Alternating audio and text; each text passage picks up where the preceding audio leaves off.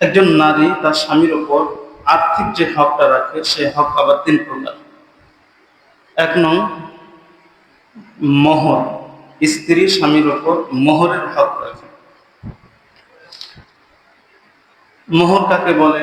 মোহর হচ্ছে ওই অর্থ, যে অর্থটি আকদ নেকাহ হওয়ার সাথে সাথে স্ত্রী স্বামীর কাছে পাওনা হয়ে যায়, স্ত্রীর হক বলে সাব্যস্ত হয়ে যায়।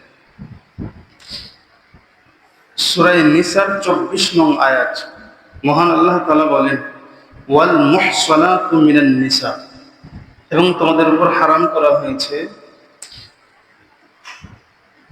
অন্যের বিবাহ বন্ধনে থাকা নারীদের বিবাহ করাকে, ইল্লা মা মালাকাত আইমানুকুম, তবে ওই সব নারী যেসব নারীদের তোমরা মালিক হয়েছে। অর্থাৎ জিহাদ করতে গেল কাফেরদের সাথে, জিহাদে জয়লাভ করে কাফেরদের স্ত্রীদের বন্দী করা হলো, তাহলে এই নারীগণ এটা দাসী। তো যদিও তারা কাফেরদের স্ত্রী, দাসী হওয়ার কারণে এদেরকে বিবাহ করা হালাল, এক হায়েজ অপেক্ষা করার পরে। ওই কথাটি আল্লাহ তাআলা বলতেছে, ইল্লা মা মালাকাত আইমানুকুম, বিবাহিতা স্ত্রীদেরকে বিবাহ করা জায়েজ নাই। তবে যদি বাঁধি হয়, দাসী হয়, তাহলে এদেরকে বিবাহ করা জায়েজ আছে। কিতাবাল্লাহি আলাইকুম, আল্লাহ তাআলা তোমাদের উপর উল্লেখিত নারীদেরকে হারাম করেছেন।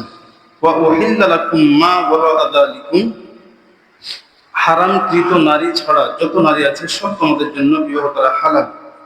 আন তাবতাগু বিআমওয়ালিকুম মুহসিনিনা গায়রা মুসাফিহিন, যে তোমরা তোমাদের মালের বিনিময়ে হালাল নারীদেরকে তালাশ করতে পারো, তবে বিবাহের নিয়তে, জিনার নিয়তে না। ফামাসতামতা'তুম বিহি মিনহুন্না, হালাল নারীদের মধ্য থেকে যে নারীর দ্বারা তোমরা বিবাহর মাধ্যমে উপকার গ্রহণ করতে চাইবে, ফাআতুহুন্না উজুরাহুন্না ফারিদা, তাহলে তাদের তোমরা নির্ধারিত যে মোহর আছে সে মোহর প্রদান করো। ওয়ালা জুনাহা আলাইকুম ফিমা তারাদাইতুম বিহি মিন বাদিল ফারিদা, আর ধার্যকৃত মোহরের পরে স্বামী স্ত্রীর উভয়ের সন্তুষ্ট চিত্তে মোহর কম বেশি করাতে কোনো গুনাহ নেই। ইন্নাল্লাহা কানা আলিমান হাকিমা, নিশ্চয় আল্লাহ তাআলা মহাজ্ঞানী মহাপ্রজ্ঞাময়। সূরা নিসার ৪ নং আয়াতের তরজমা হচ্ছে, আল্লাহ তাআলা বলেন, ওয়া আতুন নিসা সাদাকাতিহিন্না নিহলা, যে তোমরা তোমাদের নারীদের মোহর আদায় করো খুশ দিলে।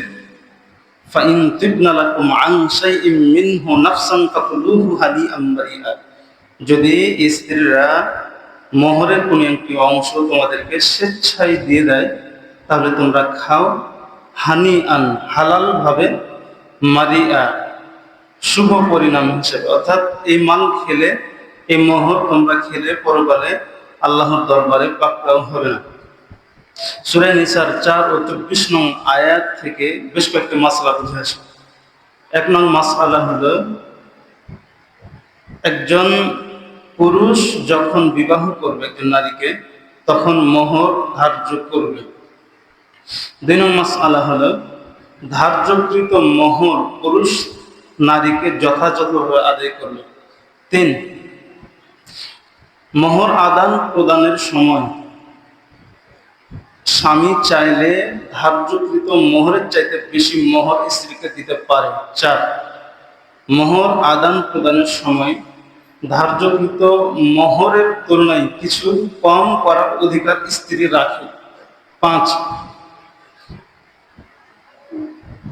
যদি স্ত্রী চান তাহলে পুরা মোহর স্বামীকে মাফ করে দিতে পারে। ৬, ধার্যকৃত মোহরের একটি টাকাও স্বামী খেতে পারবে না। তবে যদি স্ত্রী স্বেচ্ছায় কোনো পীড়াপিড়ি করা ছাড়া, তার উপর প্রভাব বিস্তার করা ছাড়া স্বামীকে মোহরের একটি অংশ দিয়ে দেয় কিংবা পুরোটাই দিয়ে দেয়, তাহলে এই টাকাটা স্বামীর জন্য ভক্ষণ করা জায়েজ আছে। এই সব মাসআলাগুলো এই ২ আয়াত থেকে বুঝে আসে। আর এই মাসআলাগুলো একথার দলিল বহন করে যে বিবাহ হলেই স্ত্রী স্বামীর কাছ থেকে মোহর পাওনা হয়ে যায়, মোহর সাব্যস্ত হয়ে যায়। স্ত্রী স্বামীর উপর যে হক রাখে তার 1 নং হক আমরা পেয়ে গেলাম, যে মোহর পাওনা থাকে।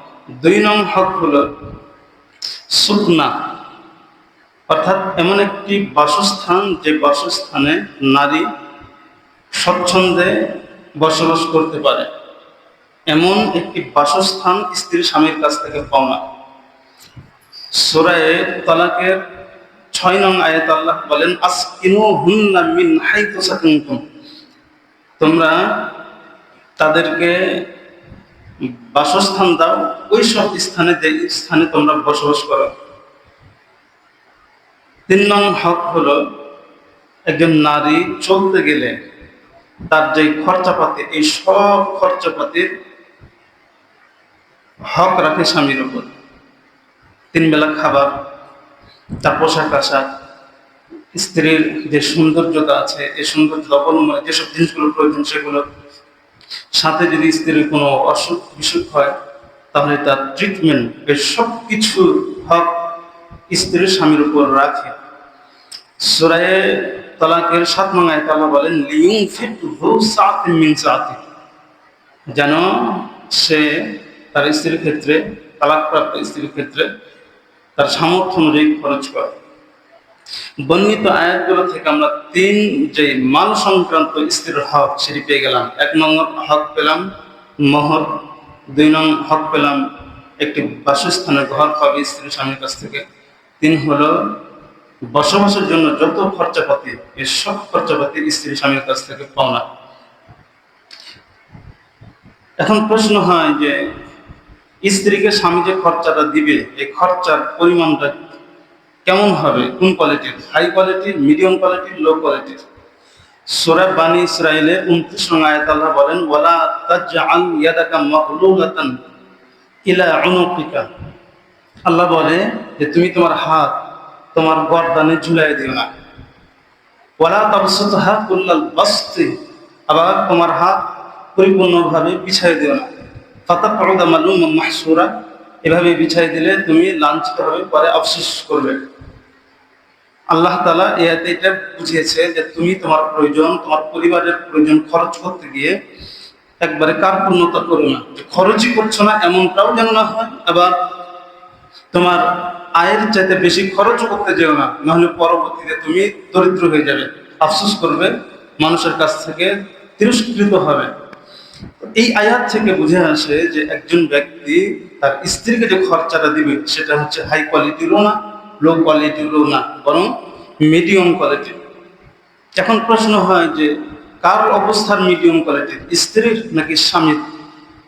আবু দাউদ শরীফের 2142 নং হাদিস, عن معاوية بن حيدة القشيري رضي الله تعالى عنه قال, হযরত মুআবিয়া বিন হায়দা আল-কুশাইরি রাদিয়াল্লাহু তাআলা আনহুর বর্ণনা তিনি বলেন, কুলতু ইয়া রাসূলুল্লাহ, আমি একদিন আল্লাহর রাসূলকে জিজ্ঞেস করলাম, মা হাক্কু যাওজাতি আহাদিনা আলাইহি, আমাদের স্ত্রীদের আমাদের উপর কি হক আছে? ক্বালা, আল্লাহর রাসূল বলেন, আত'ইমহা ইদা তু'ইমতা, তুমি তোমার স্ত্রীকে খাবার খাওয়াও যখন তুমি খাবার খাবে, অর্থাৎ তুমি যেই কোয়ালিটির খাবার খাবে তোমার স্ত্রীকে খাবার দাও। ওয়াতাকসুহা ইদা ইকতাসাইতা আও ক্বালা ইকতাসাবতা, এবং তুমি তোমার স্ত্রীকে কাপড় পরিধান করাও যখন তুমি কাপড় পরিধান করবে, অর্থাৎ তুমি যেই কোয়ালিটির কাপড় পরিধান করো তুমি তোমার স্ত্রীকে সেই ধরনের কাপড় পরিধান করাও। এই হাদিস থেকে পাওয়া যায় যে স্বামী স্ত্রীকে যে খরচাটা দিবে মিডিয়াম কোয়ালিটির, সেটি হলো স্বামীর আয়ের মিডিয়াম কোয়ালিটি। স্বামী যেই মানের আয় করে তার মিডিয়াম কোয়ালিটির খরচা স্ত্রীকে দিবে। মোট কথা স্বামী নিজেও মিডিয়াম কোয়ালিটির কাপড় খাবার খাবে, স্ত্রীকেও সেই মিডিয়াম কোয়ালিটির খাবার দিবে, কাপড়ও দিবে। আয়াত হাদিস থেকে কি বোঝা যাচ্ছে যে স্বামী স্ত্রীকে খরচা দিবে মিডিয়াম কোয়ালিটির, এটা স্ত্রীর হক। সাথে সাথে স্বামী যে স্ত্রীকে তার হকটা আদায় করবে, এই হকটা আদায় করলে আবার বাড়তি সওয়াবও আছে। কি সওয়াব? বুখারী শরীফের 4006 নং হাদিস, عن أبي مسعود عقبة بن عمرو قال হযরত আবু মাসউদ উকবা বিন আমর রাদিয়াল্লাহু তাআলা আনহু বর্ণনাতে বলেন قال রাসূলুল্লাহ সাল্লাল্লাহু আলাইহি ওয়াসাল্লাম আল্লাহর রাসূল ইরশাদ ফরমান নাফাকাতুর রাজুলি আলা আহলিহি সাদাকা একজন ব্যক্তির তার পরিবার পরিজন তথা স্ত্রী সন্তানের জন্য যে খরচাটা করে সেটি সদকা একজন ব্যক্তি তার স্ত্রীকে যে খরচাটা দিবেন তার সন্তানকে যে খরচাটা দিবেন এটা তার দায়িত্ব সাথে হাদিস থেকে কি পাওয়া গেল এই যে খরচাটা দিচ্ছে এটা সদকা বলে গণ্য সুবহানাল্লাহ শুধু যে সদকা তা না বরং এটার আলাদা একটা বাড়তি সওয়াব আছে বুখারী শরীফের 5369 নং হাদিস عن أم سلمة رضي الله تعالى عنها قالت হযরত উম্মু সালামা রাদিয়াল্লাহু তাআলা আনহার বর্ণনাতে বলেন قلت يا رسول الله আমি একদিন আল্লাহর রাসূলকে জিজ্ঞেস করলাম হাল লি মিন আজরিন ফি বানি আবি সালামা হে আল্লাহর রাসূল আমি বনু সালামার পেছনে যে অর্থটা আনফিকু আলাইহিম যে অর্থটি আমি খরচ করি সেটির বিনিময়ে আমার কোনো সওয়াব আছে কিনা হযরত উম্মু সালামা বলেন ইয়া রাসূলুল্লাহ আপনার সাথে বিবাহ হওয়ার পূর্বে আমার তো আবু সালামার সাথে বিবাহ হয়েছিল আবু সালামার ওরসে আমার পেট থেকে অনেক সন্তান জন্ম নিয়েছে ওই সন্তানগুলো ছোট থাকা অবস্থায় আবু সালামার ইন্তেকাল হয়েছে তারা তো ছোট ছোট আপনার সাথে আমার বিবাহ হলো ওয়ালাস্তু বিতারিকাতিহিম হাকাতা ওয়া হাকাতা ইন্নাহুম বানিয়া আর এই ছোট বাচ্চাদের অর্থ নেই ইতিম অসহায় যেহেতু আমি মা আমার সন্তান তারা তাই তাদেরকে ইতিম অবস্থায় রাখতে আমি পারি না আমি মাঝে মাঝে এদের পিছনে খরচ করি আমি যে এদের পিছনে খরচটা করি এর বিনিময়ে আমার পরকালে কোনো সওয়াব আছে কিনা قال نعم আল্লাহর রাসূল বলেন হ্যাঁ লাকি আজরু মা আনফাকতি আলাইহিম তুমি এদের পিছনে যে অর্থটা খরচ করো এই অর্থের বিনিময়ে সওয়াব আছে এই হাদিস থেকে পাওয়া যায় যে সন্তানের পিছনে পরিবারের পিছনে যে খরচটা করে এটা তো সদকা হলো আগের হাদিস থেকে জানলাম দ্বিতীয় ধাপে পেলাম যে এটার বিনিময় আছে সওয়াব আছে এই সওয়াব কিন্তু সাধারণ যে সওয়াব এই সওয়াবের মতন না এটা বাড়তি একটা সওয়াব আছে মুসলিম শরীফের 965 নং হাদিস عن أبي هريرة رضي الله تعالى عنه قال হযরত আবু হুরায়রা রাদিয়াল্লাহু তাআলা আনহুর বর্ণনাতে বলেন قال رسول الله صلى الله عليه وسلم আল্লাহর রাসূল ইরশাদ ফরমান দিনারুন আনফাকতাহু ফি সাবিলিল্লাহ হে আবু হুরায়রা তুমি আল্লাহর রাস্তায় একটি দিনার খরচ করলে ওয়া দিনারুন আনফাকতাহু ফি রাকাবাত এবং একটি দিনার তুমি দাস মুক্ত খরচ করলে ওয়া দিনারুন তাসাদ্দাকতা বিহি আলা মিসকিন এবং একটি দিনার তুমি মিসকিনকে সদকা করলে তথা মিসকিনের পেছনে খরচ করলে ওয়া দিনারুন আনফাকতাহু আলা আহলিক আর একটি দিনার তুমি তোমার পরিবারের জন্য খরচ করলে এই চারো দিনার যে খরচ করলে চারো দিনারের বিনিময়ে তোমার জন্য সওয়াব আছে ফাআযমুহা আজরুন আল্লাযী আনফাকতাহু আলা আহলিক তবে এই সওয়াবগুলোর মধ্যে থেকে সবচেয়ে বড় সওয়াব হলো ওই দিনারের যে দিনার তুমি তোমার পরিবারের জন্য খরচ করলে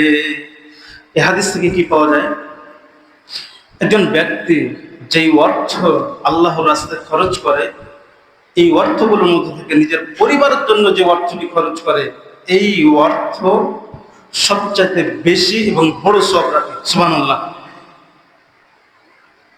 কি পেলাম যে একজন স্বামী তার স্ত্রীকে ভরণ পোষণ দিবে এটা স্ত্রী স্বামীর উপর হক সাথে যদি স্বামী স্ত্রীকে তার হক দেয় এই হক দেওয়াটা এটা প্রথমত সদকা দ্বিতীয় ফজিলত আমরা পেলাম যে এটা অনেক সওয়াব রাখে তবে অন্যান্য সদকার যে সওয়াব সেই সওয়াবের মতন সওয়াব না এটা বাড়তি বড় সওয়াব আছে 3 নম্বর যে ফজিলত সেটি হলো হাদিসের একটি কিতাব আছে আল মুআজ্জামুল আওসাত ইমাম তাবরানী আলাইহি রাহমাতুল্লাহ লিখিত কিতাব এই কিতাবের 6135 নং হাদিস। হযরত জাবির বিন আব্দুল্লাহ রাদিয়াল্লাহু তাআলা আনহু বর্ণনা। হযরত জাবির বিন আব্দুল্লাহ রাদিয়াল্লাহু তাআলা আনহু বলেন, قال رسول الله صلى الله عليه وسلم, আল্লাহর রাসূল ইরশাদ ফরমান, أول ما يوضع في ميزان العبد نفقته على أهله. কিয়ামতের দিন একজন বান্দার তার দুনিয়াতে যে খরচাগুলো ছিল, যে দানগুলো ছিল, সেগুলো মাপা হবে। তো যখন মাপা হবে, সে তার পরিবারের জন্য যে খরচাটি করেছে সেই খরচাটি সর্বপ্রথম দাঁড়িপাল্লায় দেওয়া হবে। সুবহানাল্লাহ। এই হাদিস থেকে কি পাওয়া গেল যে একজন মানুষের তার জীবনে যেই দানগুলো করছে, এই দানগুলো কিয়ামতের দিন দাঁড়িপাল্লায় ওজন করবে আল্লাহ তাআলা। তো সর্বপ্রথম কোন দান ওজন করবে? যেই দান, যে খরচা সে নিজের পরিবার, স্ত্রী সন্তানের জন্য করেছিল, সেই দানটা আগে ওজন করবে। এখানে আরেকটি আমরা সওয়াব পেয়ে গেলাম যে দানের যে খরচা, এটা প্রথমে কিয়ামতের দিন আল্লাহ তাআলা ওজন করবেন। 4 নং যেটি খুঁজল সেটি হলো, একজন ব্যক্তি তার স্ত্রীকে খরচা দিবে, তার সন্তানের, নাবালিগ সন্তানের খরচা দিবে, আর আল্লাহ তাআলা তার মান বাড়াইতে থাকবে। সুবহানাল্লাহ। বুখারী শরীফের 4684 নং হাদিস, হযরত আবু হুরায়রা রাদিয়াল্লাহু তাআলা আনহু বর্ণনা। আল্লাহর রাসূল বলেন, ক্বালাল্লাহু আযজা ওয়া জাল্লা, আল্লাহ তাআলা বলেছেন, উনফিক আলাইকা, হে আদম সন্তান, তুমি খরচ করো তোমার নিজের জন্য, স্ত্রী সন্তানের জন্য, আমি তোমার খরচা মধ্যে বরকত দিতেই থাকবো। সুবহানাল্লাহ। তুমি একদিক দিয়ে খরচা করবা, আর একদিক দিয়ে আমি বরকত দিতেই থাকবো। কেমন বরকত দিব? তিরমিজি শরীফের 764 নং হাদিসের মধ্যে আছে, হযরত আবু হুরায়রার বর্ণনা। আল্লাহ রাসূল বলেন, কুল্লু হাসানাতিন বিআশারি আমসালিহা, প্রত্যেকটি নেক কাজ অনুরূপ 10টা নেক কাজের সমপরিমাণ। তার মানে কোনো ব্যক্তি একটা ভালো কাজ করবে, সে 10টা ভালো কাজ করলে যেই সব সে অটোমেটিক পেয়ে যায়। আল্লাহ রাসূল বলছেন যে এটা হচ্ছে সর্বনিম্ন পরিমাণ, ইলা সাবঈ মিআতি জিবফিন, সর্বোচ্চ পরিমাণ হলো 700 গুণ। তার মানে একজন ব্যক্তি একটা ভালো কাজ করবে, সে সর্বনিম্ন 10টা ভালো কাজের সওয়াব পাবে, সর্বোচ্চ 700টা ভালো কাজ করলে যে সব সে পেয়ে যাবে। সুবহানাল্লাহ। তো এই হাদিস থেকে বুঝে আসে, কোন ব্যক্তি যখন তার পরিবারের জন্য 1 টাকা খরচ করে, আল্লাহ তাআলা তার সংসারে হয় 10 টাকার বরকত দেয়, নতুবা সর্বোচ্চ 700 টাকার বরকত দেয়। সুবহানাল্লাহ। আল্লাহর রাসূল আগের হাদিস শুধু এতটুকু বলে নাই, আবার বলতেছে, মানুষের বিশ্বাস হতে কষ্ট বেড়ে এত কেমনে দেবে আল্লাহ তাআলা? ওয়াকালা, আল্লাহ রাসূল বলেন, ইয়াদুল্লাহি মালআ, আল্লাহ তাআলার হাত ধন সম্পদে ভরপুর, ধন সম্পদে ভরপুর, লা তাগীদুহা নাফাকাতুন। আল্লাহ রাসূল বলেন, আল্লাহ তাআলা তার বান্দাদেরকে যেই ধন সম্পদ দেয়, এই দেওয়াটা আল্লাহর হাতে থাকা ধন সম্পদ ভান্ডার, এটা কখনোই কমাইতে পারে না। কেন? সাহাউল লাইল ওয়ান নাহার, কেন যে আল্লাহ তাআলা তার মাখলুককে দিনেও বেশি বেশি দান করেন, রাতেও দান করেন। এত দান করে তারপরেও সেই ধনভাণ্ডার থেকে একটুকু কমে না। আল্লাহ রাসূল উম্মতদেরকে বোঝানোর জন্য আরো বলতেছেন, ওয়াকাল, আল্লাহ রাসূল বলেন, আরাআইতুম মা আনফাকা মুনযু খালাকাস সামা ওয়াল আরদ, তোমরা খেয়াল করছো যে আল্লাহ তাআলা যখন আসমান জমিন সৃষ্টি করেছিলেন, ওই সময় কি পরিমাণ খরচা করেছেন? আসমান জমিন যখন সৃষ্টি করেছেন, তার আগে তো আল্লাহ তাআলার ওয়াকান আরশু আলাল মা, আল্লাহ তাআলা আরশ পানির উপর ছিল। যখন আসমান জমিন সৃষ্টি করেছেন, পৃথিবীতে যত মাখলুক আছে সবগুলো সৃষ্টি করেছেন, এই সবগুলো রিজিক দিয়েছেন। মাখলুক কত আছে কেউ গণনা করে শেষ করতে পারে না এখন পর্যন্ত। এর এক একটা রিজিক এক এক রকম। আমাদের রিজিক একরকম, সাপের রিজিক একরকম, বাঘের রিজিক একরকম, বড় বড় মাছের রিজিক একরকম। আবার অনেক প্রাণী আছে যেগুলো আমাদের পর্যন্ত এখনো পৌঁছে নাই।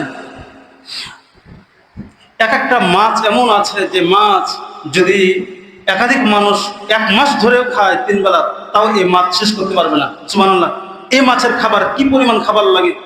আল্লাহর রাসূল বলেন এত মাখলুক সৃষ্টি করার পরে এদেরকে যে রিজিক দিলেন, এই রিজিক দেওয়াটাও আল্লাহ তাআলার হাতে থাকা ধন ভান্ডারের কিছুই কম করতে পারেনি। সুবহানাল্লাহ।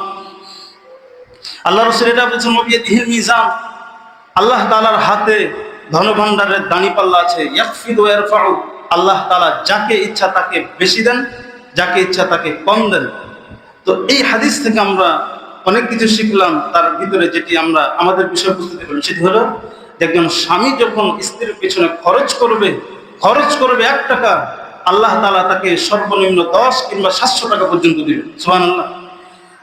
তো স্ত্রীকে তার হক দিতে হবে, সন্তান ছোট ছোট নাবালক সন্তানকে তার হক দিতে হবে, কিন্তু যদি দেয় তাহলে চতুর্থ অংশে ফজিলত পাবে কি, তার আর্থিক সচ্ছলতা আসবে। তার আলোচনা থেকে আমরা কি জানলাম? আলোচনা থেকে আমরা এটা শিখলাম যে একজন ব্যক্তি তার স্ত্রীকে তার হক দিবে, প্রাপ্য হক দিবে। প্রাপ্য হক দিলে সে বাড়তি সওয়াবও পাবে, বাড়তি ফজিলতও পাবে। এখন প্রশ্ন হয়, একজন ব্যক্তি জানলো যে স্ত্রীর হক আছে তার উপর, আবার দিলে সওয়াব আছে, তারপরও যথাযথভাবে কি দেয় না, স্ত্রীকে হক দেয় না। আছে না এরকম অনেক মানুষ? তাহলে যে প্রাপ্য হক দেয় না তার ক্ষেত্রে কি, তার কি গুনাহ? তার গুনাহ কি? তার গুনাহ হলো মুসলিম শরীফের 966 নং হাদিসের মধ্যে আছে, আন খায়সামা ইবনে আব্দুর রহমান। খায়সামা বিন আব্দুর রহমান একজন তাবিঈ। তিনি বলেন, কুন্না জুলুসান মা আব্দুল্লাহ ইবনে আমর ইবনে আল-আস, আমরা একদিন আল্লাহর রাসূলের প্রখ্যাত সাহাবী হযরত আব্দুল্লাহ ইবনে আমর ইবনে আল-আস রাদিয়াল্লাহু তাআলা আনহুমার মজলিসে বসা। ইদ জাআহু কাহরামানুল লাহু, হঠাৎ তার ম্যানেজার তার নিকটে আসলেন। ফাদাখালা, এসে তার মজলিসে প্রবেশ করলেন। ফাকালা, হযরত আব্দুল্লাহ ইবনে আমর তাকে জিজ্ঞেস করলেন, আতাইতার রাকিকা কুতাহুম, তুমি কি যে গোলাম দাস আছে এদেরকে খাবার দিয়েছো? ক্বালা লা, সে বলেন আমি এখনো খাবার দেই নাই। ক্বালা, তখন তিনি বলেন, ফামতালিক, তুমি যাও, ফাআতিহিম, তাদের খাবার দ্রুত দাও। ক্বালা, তিনি বলেন, ক্বালা রাসূলুল্লাহ সাল্লাল্লাহু আলাইহি ওয়াসাল্লাম, আল্লাহ রাসূল বলেন, কাফা বিল মারই ইসমান আন ইয়াহবিসা আম্মান ইয়ামলিকু কুতাহু, একজন ব্যক্তির জন্য গুনার হিসাবে এটি যথেষ্ট যে সে তার অধীনস্থ ব্যক্তির খাবার যথা সময়ে না দিবে। তাহলে একজন ব্যক্তি তার অধীনস্থ ব্যক্তির খাবার যথা সময়ে না দেওয়াটাই যদি পাপ হয়, তাহলে যে তার প্রাপ্য হক দিল না তার স্ত্রীকে, এটা তার অনেক বড় পাপ। এই হাদিস থেকে বোঝা গেল। সুতরাং কেউ যদি তার স্ত্রীকে প্রাপ্য হক না দেয়, আর্থিক যে খরচা আছে খরচা না দেয়, তাহলে সে কবিরা গুনাহ করলো, মানুষের হক নষ্ট করলো। পরকালে হক নষ্ট করার যে পাপ, সে পাপ নিয়ে সে উঠবে। নাউজুবিল্লাহ। এখানে আর একটা প্রশ্ন হয় যে একজন ব্যক্তি জানলো হক দেওয়া তার জন্য ফরজ, দিলে সওয়াব, না দিলে গুনাহ আছে, তারপরও দেয় না, তো তার স্ত্রী তার মাল থেকে তার প্রয়োজন মাফিক তার বিনা অনুমতিতে খরচ করতে পারবে কি পারবে না? বুখারী শরীফের 5364 নং হাদিস, আন আয়েশা রাদিয়াল্লাহু তাআলা আনহা, হযরত আয়েশা সিদ্দিকা রাদিয়াল্লাহু তাআলা আনহার বর্ণনা, আন্না হিন্দা বিনত উতবা, হিন্দ বিনতে উতবা, হযরত উতবার মেয়ে হযরত হিন্দ রাদিয়াল্লাহু তাআলা আনহা একদিন আল্লাহর রাসূলের নিকটে আসলেন। ক্বালাত, এসে বলেন, ইয়া রাসূলুল্লাহ, হে আল্লাহর রাসূল, ইন্না আবা সুফিয়ান রাজুলুন শাহীহুন, আমার স্বামী আবু সুফিয়ান খুব কৃপণ ব্যক্তি। ওয়ালাইসা ইউতিনি মা ইয়াকফিনি ওয়া ওয়ালাদি, সে আমাকে এই পরিমাণ সম্পদ অর্থ দেয় না যে পরিমাণ অর্থ আমার এবং আমার সন্তানের জন্য যথেষ্ট হয়, অথচ তার সামর্থ্য আছে, সামর্থ্য অনুযায়ী আমাকে খরচ দেয় না। ইল্লা মা আখাযতু মিনহু ফালা ইয়ালাম, তবে আমি করি কি, তার যে অর্থ আছে সেই অর্থ থেকে আমি তাকে না জানিয়ে খরচ করে ফেলে, আমার জন্য কি জায়েজ হলো? ফাকালা, তখন আল্লাহ রাসূল বলেন, খুদি মা ইয়াকফিকি ওয়া ওয়ালাদাকি বিল মা'রুফ, তুমি বৈধ পরিমাণ নিতে পারবা, তোমার এবং তোমার সন্তানের জন্য যে পরিমাণ খরচার দরকার এই পরিমাণ খরচা সে যদি না দেয়, তাহলে তাকে না জানিয়ে সেখান থেকে নেওয়া জায়েজ আছে। সুতরাং এর থেকে মাসলা বুঝে আসে, কোনো স্বামী যদি ঘাটতেরাম করে, ঘাউড়ামি করে, তার স্ত্রীকে প্রাপ্য হক না দেয়, তাহলে স্ত্রী তার সম্পদ থেকে তাকে না জানিয়ে প্রয়োজন মোতাবেক খরচ নিতে পারবে। এখন প্রশ্ন হয় যে একজন ব্যক্তি তার স্ত্রীকে যথাযথ খরচ দিচ্ছে, তারপরে তার স্ত্রী তার কাছ থেকে কোনো অর্থ সম্পদ নিতে পারবে কি পারবে না? এই হাদিস থেকে বোঝা গেল নিতে পারবে না, কারণ মাল, স্বামীর মাল স্ত্রীর কাছে আমানত, আমানত খরচ করার অধিকার নেই। এখানে আর একটু প্রশ্ন হয় যে একজন স্ত্রীকে স্বামী মাসের একটা খরচ দিয়ে দিচ্ছে পরিবার চালানোর জন্য, এখন ওই জায়গা থেকে স্ত্রী স্বামীকে বলা ছাড়া দান খরচ করতে পারবে কিনা? তো একটা হাদিস আছে বুখারী শরীফের 2590 নং হাদিস, হযরত আসমা বিনত আবি বকর সিদ্দিক, হযরত আসমা বিনত আবি বকর সিদ্দিক রাদিয়াল্লাহু তাআলা আনহার বর্ণনা। বলা, তিনি বলেন যে ইয়া রাসূলুল্লাহ, হে আল্লাহর রাসূল, মা লিয়া মালুন, আমার কোনো অর্থ নেই, ইল্লা মা আদখালা আলাইয়া যুবাইর, তবে আমার স্বামী হযরত যুবাইর ইবনে আওয়াম যে অর্থটি আমাকে আমার পরিবার চালানোর জন্য দেয়, সেই অর্থটি শুধু আমার কাছে আছে। তো ফাআতাসাদ্দাকু, আমি কি এই খরচা থেকে আল্লাহর রাস্তায় দান করতে পারবো? বলা, আল্লাহ রাসূল বলেন, তাসাদ্দাকি, তুমি সদকা করো, ওয়ালা তুইফা আলাইকি, তবে গুনে গুনে খরচ করো না, হিসাব ছাড়া খরচ করো। হিসাব করে খরচ করলে আল্লাহ তোমাকে হিসাব করে দিবে, হিসাব করা ছাড়া যখন খরচ করবে আল্লাহ তোমাকে হিসাব ছাড়াই বরকত দিবে। সুবহানাল্লাহ। এই হাদিস থেকে বুঝে আসে যে একজন স্ত্রী তার যে প্রাপ্য হক পায় সেখান থেকে সে চাইলে খরচ করতে পারে, স্বামীর অনুমতি সেখানে লাগে না। এখন আমাদের মা বোনেরা অনেক সময় বাড়িতে স্বামী বাসায় থাকে না, বাইরে থাকে, ভিক্ষুক আসে দান করে, মসজিদের জন্য দান চাইতে যায় দান করে, মাদ্রাসার জন্য কালেকশন করতে যায় দান করে না, এরকম আছেন। এটা করতে পারবে কিনা? আসলে অনুমতি ছাড়া কোনো কিছু করতে পারবে না। তবে যদি এমন সে বুঝতে পারে যে আমার স্বামী আমাকে অনুমতি দিয়ে রাখছে, অর্থাৎ সে যদি জানে কষ্ট পাবে না, আবার সে দেওয়ার পরে স্বামীকে বলে দেয় যে আমি দিয়েছি, অথবা দান যেটা করছে সেটা ছোট দান, এই দান করলে স্বামীর মালের কোনো ক্ষতি হবে না, এসব কিছু জিনিস যদি এখানে থাকে তাহলে স্ত্রী স্বামীর অনুমতি ছাড়া খরচ করতে পারে। এই খরচটা যদি করে, স্ত্রী খরচ করলেও সওয়াব, যে খরচটা করবে স্বামীর মাল থেকে স্বামীরও সওয়াব, আর এই মাল রক্ষণাবেক্ষণের জন্য যদি কোনো দারোয়ান রাখা থাকে তাহলে দারোয়ানেরও সওয়াব। সুবহানাল্লাহ। বুখারী শরীফের 1425 নং হাদিস, হযরত আয়েশা সিদ্দিকা রাদিয়াল্লাহু তাআলা আনহা বলেন, আল্লাহর রাসূল একদিন ইরশাদ করতেছেন যে ইযা আনফাকাতিল মারআতু মিন তুআমি বাইতিহা, যখন কোনো নারী তার ঘরের খাবার থেকে কোনো খাবার আল্লাহর রাস্তায় খরচ করবে, গায়রা মুফসিদাতিন, তবে শর্ত হলো যেই মালটা সে আল্লাহর রাস্তায় দিচ্ছে এই মালটা দেওয়াতে স্বামীর মালের কোনো ক্ষতি হচ্ছে না, বরং ছোট মাল আর কি। যদি এমন হয় তো কানা লাহা আজরুহা বিমা আনফাকাত, তাহলে ওই নারীর আল্লাহর রাস্তায় খরচ করলে তার জন্য আলাদা একটা সওয়াব আছে।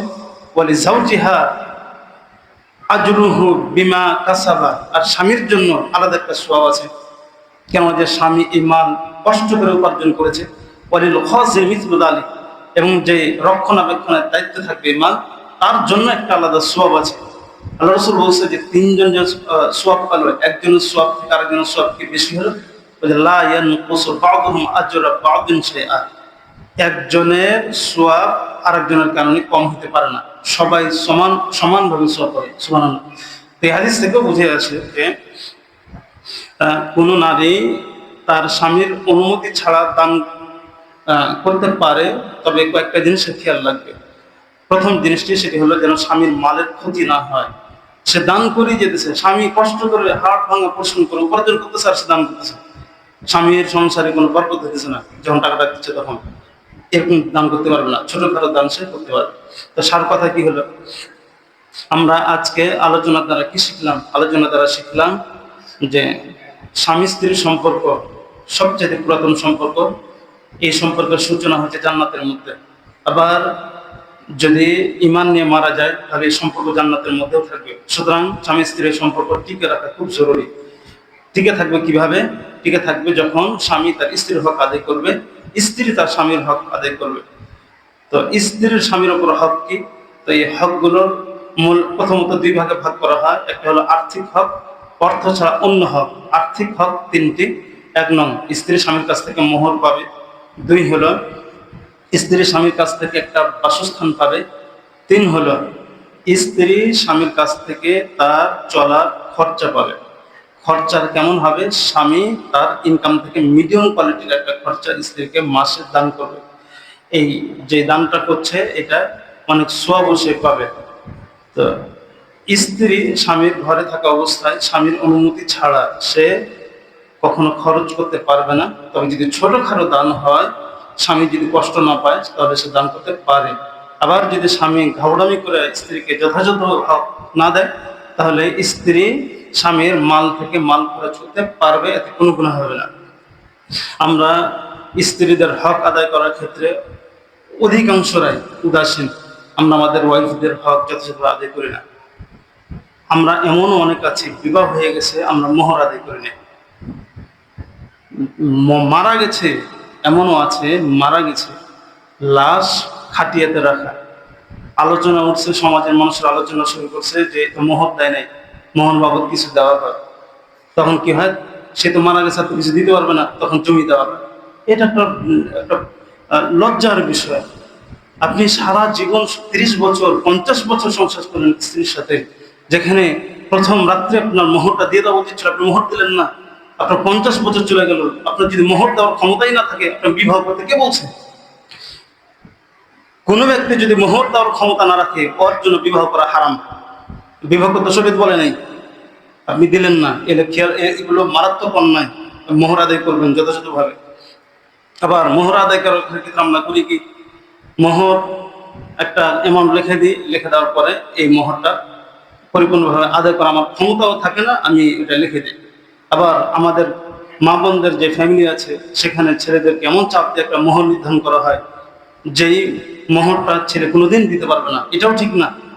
মেয়ের বাপ মা যারা বাপের এখানে আছেন, কোনোদিন এরকম মোহর নির্ধারণ করবেন না। আর ছেলে যারা আছেন, যখন বিবাহ করবেন, আপনি মোহর রেডি করে তারপর বিবাহ করবেন, নগদ মোহর দিয়ে বিবাহ করবেন। এটা কিন্তু পাওনা, পরকালে শক্তভাবে আল্লাহ তাআলা আপনার কাছ থেকে হিসাব দেবে। স্ত্রীদের হক মারাত্মক হক, 1 নম্বর। আবার যেটা একটা স্ত্রী স্বামীর কাছ থেকে একটা বাসস্থানের হক রাখে। আপনি বিবাহ করে নিয়ে আসলেন, আপনার ঘর নেই, আপনি যে ঘরে বউটাকে রাখছেন সে ঘরে আপনার বোনও থাকছে, আপনার ছোট ছোট ভাইয়েরাও থাকছে, এই তো বাসস্থান পেল না। আপনি যদি তাকে বাসস্থানই দিতে না পারেন, আলাদা একটা ঘরেই দিতে না পারেন, যে ঘরে সে আলাদাভাবে নির্বিঘ্নে বসবাস করতে পারে, এরকম যদি বাসস্থান না দিতে পারেন, তাহলে আপনি অক্ষম। আপনি বিবাহ করছেন কেন? এগুলো করবেন না। স্ত্রী আপনার কাছ থেকে পাওয়া না, যদি সে আপনাকে মাফ না করে, তাহলে কিন্তু পরকাল আপনি ধরা খাবেন। আমাদের অনেক এরকম আছে, একটু বয়স আসলো, যৌবন আসলো, মাথা ঠিক থাকে না। এখন তো নোংরা নোংরা জিনিস থাকে, মোবাইলে স্মার্টফোন আসে, মাথা ঠিক থাকে না, বাপ মাকে চাপ করে করতে গেলে বিয়ে। আচ্ছা, বিয়ে আপনি করলেন, বিয়ে করার পরে স্ত্রীর যে আপনি একটা বাসস্থান দিতে পারলেন না, এটা মাথায় এটা আসলো যে বিবাহ না করলে গুনাহ হবে, কিন্তু বিবাহের পরে যে আপনি প্রতিনিয়ত গুনাহ করতেছেন, স্ত্রীর হক না আদায় করলেন, সেটা কি হলো? এটা বুঝে আসলো না, এটা খেয়াল করতে হবে। আরেকটা হলো এই যে দৈনন্দিন যে খরচটা আছে, 3 বেলা খাবার, পোশাক আশাক, মেয়েরা সৌন্দর্যতা অবলম্বন করবে, এটা আল্লাহ প্রদত্ত বিধান। এই সৌন্দর্যতা অবলম্বনের জন্য অনেক কসমেটিক্সের দরকার আছে। এই জিনিসগুলা অসুখ বিসুখ হলে তাকে ডাক্তার কাছে নিয়ে যাওয়া, এই জিনিসগুলা, এগুলো আমরা অনেকে এগুলো করি না। আমাদের স্ত্রীদের অনেক রকম আছে, আমরা যে দৈনন্দিন যে খরচা, সেটা তো তাদেরকে ওভাবে দিই না। যেখানে আমি সপ্তাহে 1 দিন 2 দিন মাছ গোশত খাওয়াইতে পারবো, সেখানে আমি শুধু সবজি খাওয়াই। শুক্রবারের দিন সাধারণত ফ্যামিলিতে ভালো খাবারটা খাওয়া হয়, ছুটির দিন থাকে। অনেক মানুষ এরকম আছে, সেই দিনও সবজি বাজার করে নিয়ে আসে। সন্তান স্ত্রী যখন বলে যে খাবার কই, তরকারি কই, তখন আপনি কি বলেন, এত খালি কি সংসার টিকবে? অথচ কিন্তু তার কাছে টাকা আছে, খাওয়া দিচ্ছে না। এরা মারাত্মক খারাপ, মারাত্মক খারাপ এগুলো। আপনি স্ত্রীর হক নষ্ট করতেছেন, সন্তানের হক নষ্ট করতেছেন। আবার অনেকে স্ত্রীর বড় রোগ হয়ে আছে, কাশতে কাশতে স্ত্রীর মুখ দিয়ে রক্ত বের হচ্ছে, আপনি প্রতিদিন খালি বলেন না পাক, ডাক্তার কাছে নিয়ে যান না। এই কিফটামো, এই যে আপনি স্ত্রীর হক নষ্ট করতেছেন, এটা মারাত্মক অন্যায়। কিফটামো করলেন। অনেক মানুষ এরকম আছে, ভালো মতন কাপড় পরাইতে পারে, নিজে ভালো কাপড় পরে, নিজে বন্ধু বান্ধবদের আড্ডা দেয়, কিন্তু স্ত্রীকে ভালো কাপড় পরাইও না, ভালো খাবার খাওয়াইও না। অথচ আমরা হাদিস থেকে কি পেলাম? আপনি যে খাবার খাবেন, যে কোয়ালিটির খাবার খাবেন, সেই কোয়ালিটির খাবার আপনি স্ত্রীকে দিবেন। আপনি আপনার মাস শেষে বেতন যখন পাইতেছেন, মাসের শুরুতে, তখন আপনি হোটেলে গিয়ে বন্ধু বান্ধবদেরকে নিয়ে আপনি ট্রিট দিলেন, কিন্তু আপনি ভালো একটা খাবার স্ত্রীর জন্য নিয়ে গেছেন, আপনি হোটেলে গিয়ে ভালো একটা খাবার খেলেন, রেস্টুরেন্টে আপনি খাবারটা স্ত্রীর জন্য নিয়ে গেছেন, এরকম মানুষের সংখ্যা খুবই কম। আপনি যে টাকাটা ইনকাম করলেন, যে টাকা মানুষের পিছনে খরচ করলেন, এখানে খরচ করাতে অবশ্যই সওয়াব আছে, কিন্তু তার চাইতে বেশি সব স্ত্রীকে দেওয়াতে। এই জন্য আমরা এগুলো খেয়াল করবো। আমরা আজকে 3টি হক পেলাম স্ত্রীর। এক, মোহর। মোহর অবশ্যই আদায় করবেন, মোহর আদায় না করলে পরকালে কিন্তু ধরা খাবেন। 2 নং হলো স্ত্রী আপনার কাছ থেকে একটা বাসস্থান পাবে, বাসস্থান দিবেন সুন্দর, যেখানে সে তার মতন করে বসবাস করতে পারবে। 3 নং হলো তার যাবতীয় খরচা আপনি দিতে বাধ্য। এই 3 হক, মালি হক স্ত্রী স্বামীর কাছ থেকে পাবেন। যদি না দেন তাহলে পরকালে শক্তভাবে আল্লাহর কাছে আপনি ধরা খাবেন। আপনারা নিজেরা নিজেদের সাথে মিলাবেন, আপনি আপনার স্ত্রীর সাথে এগুলো করছেন কিনা। যদি না করে থাকেন তাহলে মাপ চাইবেন, যে আমি আসলে তোমার যথাযথ হক আদায় করতে পারিনি, আমাকে মাফ করো, আমি ভালো স্বামী হতে পারি না। এগুলো বলবেন, মাপ চাইবেন। আল্লাহ তাআলা আমাদের সবাইকে স্ত্রীর যে মালি হক সেগুলো যথাযথভাবে আদায় করে তৌফিক দান করুন। আমিন। বাকির দাওয়ানা আলহামদুলিল্লাহি রাব্বিল আলামিন।